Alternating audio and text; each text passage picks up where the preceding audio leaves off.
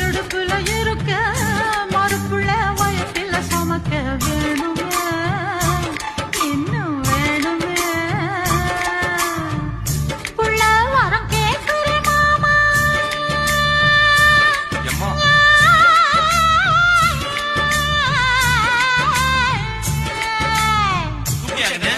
வேலையை பார்த்துட்டு போங்கயா. பாத்தியா வீட்டுக்குள்ள கேட்க வேண்டியதை ஊருக்கெல்லாம் கேட்கற மாதிரி பாண்டினா இப்படிதான்.